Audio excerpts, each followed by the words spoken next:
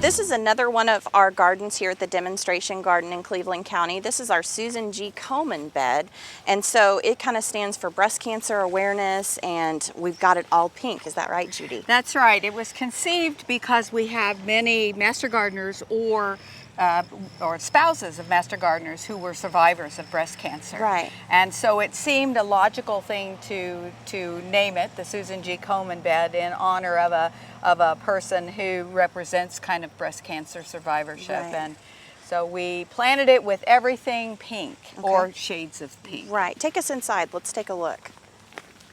So we have probably the primary feature of the garden is this lantana, perennial lantana. Yeah.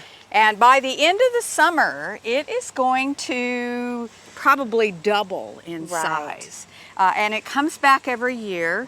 So that's one that really is an eye catcher. Showstopper. Really showstopper. Yeah. Of course, we have the blushing knockout rose. Right, which doesn't have rose rosette virus yet, no, which is it good. Doesn't. And it's been here since we started this garden in 2012, I think. Great. So it is flourishing well. Of course, we have the Vista bubblegum super My favorite. I love that petunia. Absolutely, yeah. and they, by the end of the summer, they'll will take be, it over, yes, right? They will. They certainly will. Of course, we have some sedum and we have some sage, and of course the pink crepe myrtle itself.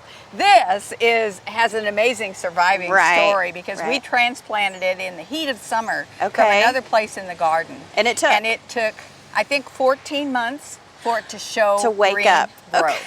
And look at it now. It's beautiful. Just absolutely You just can't gorgeous. beat crepe myrtles in No, Oklahoma. you really can't. They're great in Oklahoma for sure. Yeah. So we have and all the pink little touches that you have, the fences and the little bench, and that's a really nice touch to bring everything together. Yeah, it's something that adds a little charm, right? A little hardscape to the garden that adds to the overall attractiveness of the pink. And this is a mature garden. You said it's been installed since 2012. Yes. Okay. So and was this your first garden? This was my first garden. It was your first one when you joined us. Yes. Okay, very good. And of course we have the breast cancer ribbon. Right. Down you've got the rock here. And that is, I have had different ways to show that ribbon, but this seems to work the best. Right. It's visible, and yet it's and it's rose quartz. How fitting. And it's rose quartz, absolutely. Yeah, that's great. And it's not so obtrusive that it takes away from the garden. It really adds to the garden. So now, what is this? Is this a coneflower you just deadheaded here?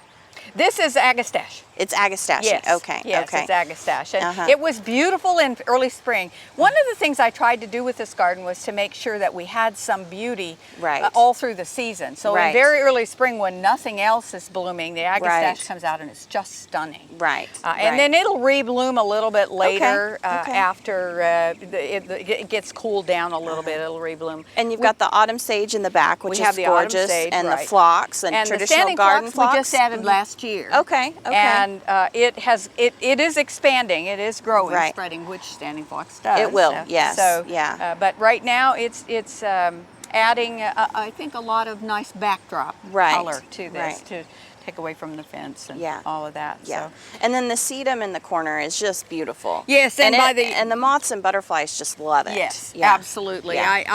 I try not to deadhead it because we also have birds that seem to like it as well, and so it does get a little unsightly when it's finished blooming, but that's okay because our critters are important to us as That's well. right. So, that's right. It's just beautiful. And if you're a gardener, the garden's not always going to look perfect. Absolutely. And there's going to be something that's a little bit off, and that's okay. As gardeners, we understand that. That's absolutely right. Well, it's a beautiful garden, Judy. What gave you, so the idea to do this was just for master gardeners, as kind of an homage to them. Okay. Absolutely. I think we have, as I said, 2 or 3 of my really good friends and master gardeners whose spouses survived breast cancer. That's a big deal. And so it was really meaningful to them when I conceived of the idea to do that. Right.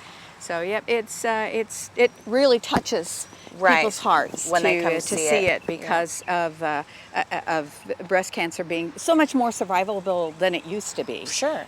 But still, we have people we need to remember and. treasure. So there we Right. go.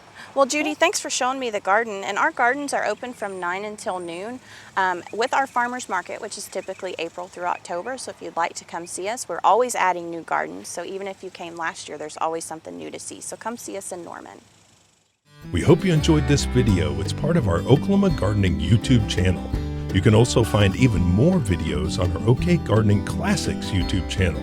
And join us on social media for great gardening tips, photos, and discussion.